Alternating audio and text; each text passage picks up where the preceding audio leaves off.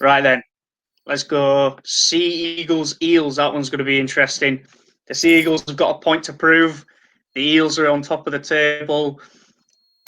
Cust goes in at 6. You're rocking the Eels scarf. You're a very biased man. We are meant to be an impartial, advice-giving rugby league channel, and you turn up and you get your Eels scarf on. I wonder who you're tipping, Luke. Do please tell us. I'm tipping Manly 13 plus.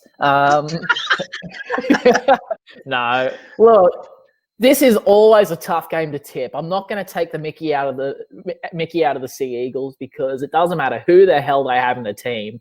They always show up against Parramatta. There is no two doubts about it.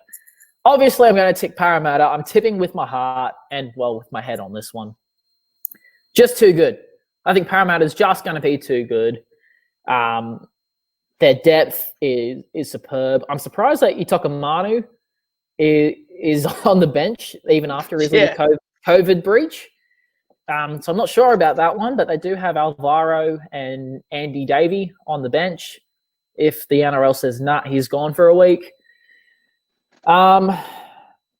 Look, Cust at 6. At the moment that's their best bet. Croker just too error prone. Cust was superb last year when he came in as the 5'8" for Manly. He and Cherry Evans nearly took Manly to places they probably shouldn't have been without Walker.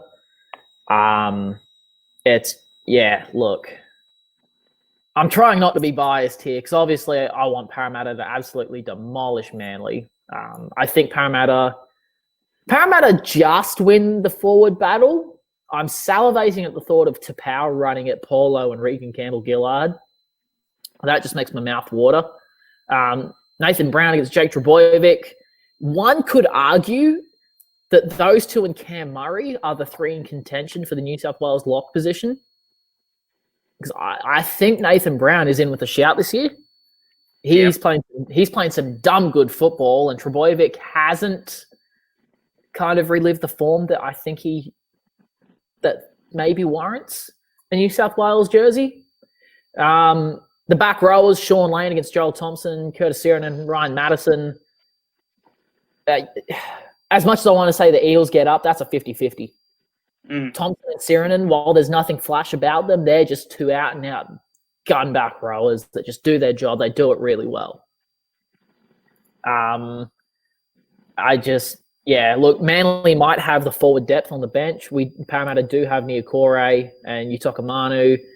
Gow is only good for 15, 20 minutes. Takarangi is versatile. He can play half. He can play second row. He can play centre.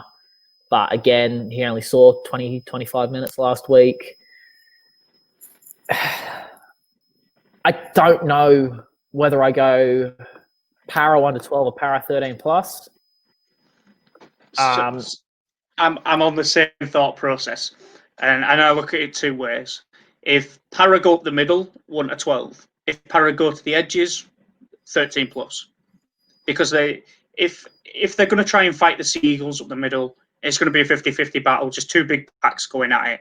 And realistically, nobody wins in that scenario because you've got players that are as good as match each other there. I think Para do maybe edge it slightly, but it's not going to give them the result that they probably warrant. Whereas if they go to the edges, Tafua's a good winger. Sivo's, in great form. Ferguson's got to be due a try at this point. Wonga Blake's coming into his own at centre. I mean, realistically, you look to the Sea Eagles backline, and Tafua and Suli are about the only decent players that they have there.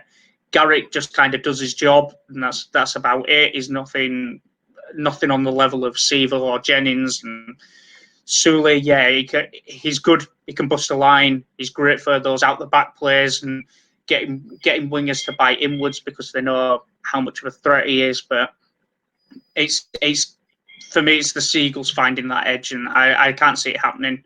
To be honest, they're going to get sucked into that arm wrestle. So the thing that I think could worry Parramatta is Daly Cherry Evans has a beautiful passing game, and if he can catch out Sivo and Fergo sprinting in like the Knights should have done multiple times, over the weekend. Tafua very well could go for a double. It's just we've got Parramatta on the tip. Look, I'm going a little ballsy here. I'm going to go Tafua and Ferguson both anytime. You're right, Fergo's due a try. I think this is the game where he gets it. I also think that Sivo's going to try to jam in on the halves, and he'll get one wrong. And we'll see Tafua stroll over. That pays $5.50. If you want to, if you throw Parramatta in just head to head, that goes to $7.25. I'm pretty happy with that. That's probably what I'm running with. Tafua, Ferguson, Para head to head.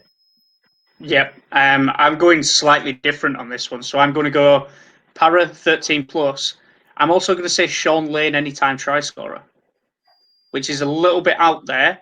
But Lane coming up against his former side, he's got tries in him. He's a big, rangy forward.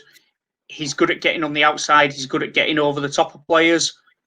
I can maybe see him getting over for a try on that one. That one is a wild outside chance, though.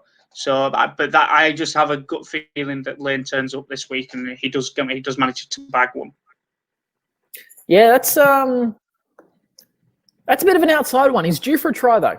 He's very well due for a try. He's some handy value at $4. Para 13 plus and Sean Lane is $6.25. So you're liking that $6.25, mate, but it's a shout. It is a shout. Go big or go home.